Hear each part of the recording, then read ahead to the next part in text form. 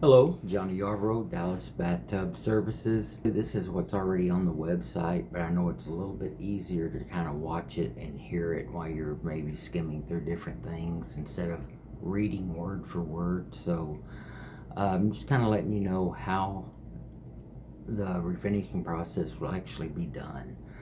So I had a prospect call me today and ask if I would be sanding the tub before I do the work. And her tub was what we call a virgin tub. It had never been done before. She was just, it was worn down. It needed to be done.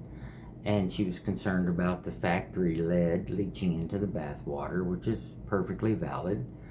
And so she's wanting to have a new surface put on it. And I was explaining to her that you don't want to sand on something like that. And I'm figuring that maybe she kind of read that on the internet or heard that from maybe another company. And so what you have to realize is that the polyester porcelain glaze is not an acrylic urethane paint.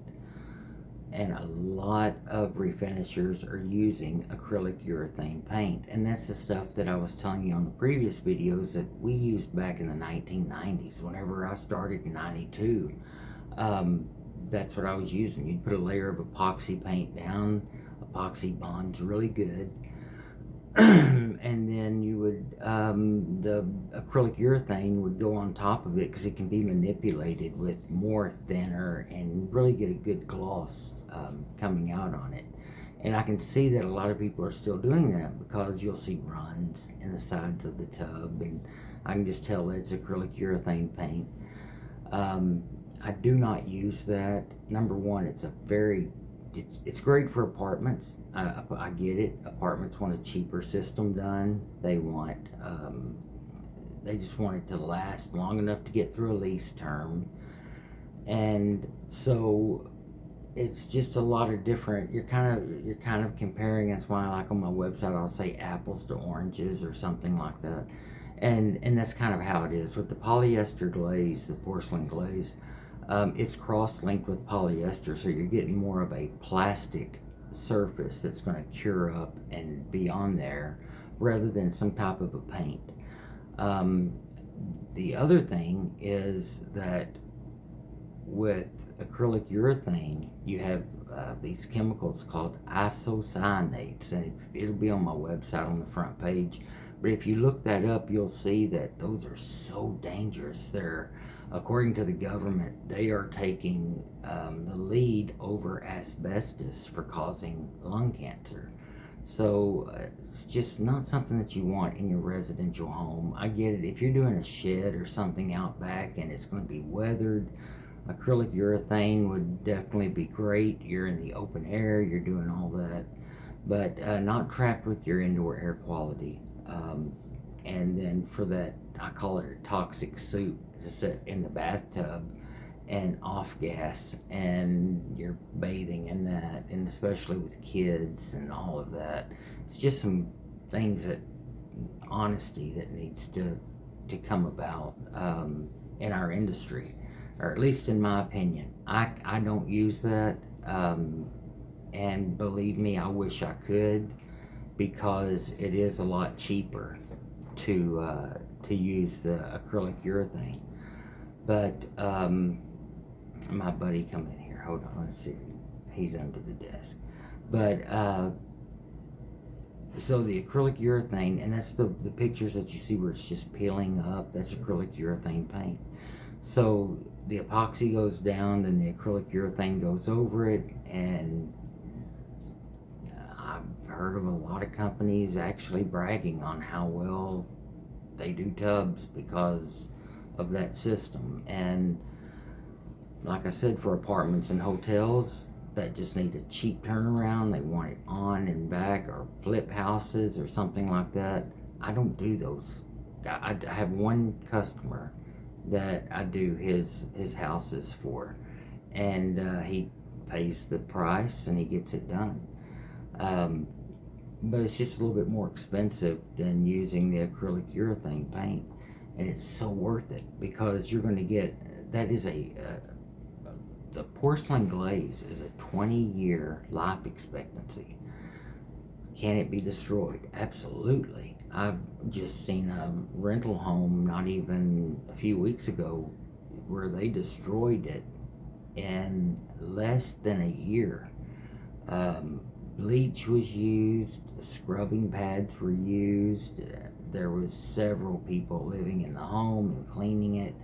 The scent of bleach was so heavy when I got there to redo the tub for the gentleman that I had to actually rinse the tub before I could get in there and do anything, because the bleach was going to just sit there and damage the surface. It was just it was just so obvious. I couldn't believe that they would do that. But anyway, it happens. So it had to be neutralized with a pH neutral cleaner, rinsed, cleaned before anything could even be started on that. And so I know I kind of started off saying about sanding a tub.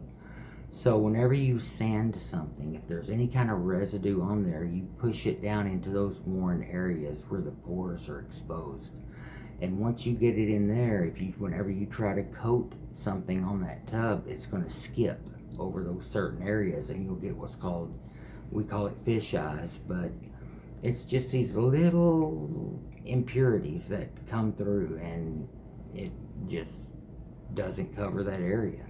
And I've seen people kind of take a rag with a little bit of acetone or lacquer thinner usually and put on it and blend it over, and that's just not the way to do it.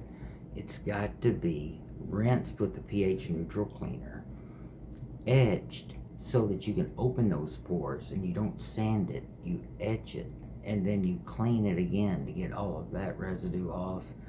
And whenever those pores are opened, then you're able to bond silane. It's what dentists use to bond porcelain teeth. The aerospace industry uses silane to I don't really know what kind of paint they use on aircraft. I hate to call it paint, but some kind of a coating that they use that it keeps it from just peeling off under. You got to think about, they're doing what, 400, 500, 600 miles an hour in the air, hitting different altitudes, building up condensation. You got heat, you got cold, and that's just in one flight, and then they're doing that all day long.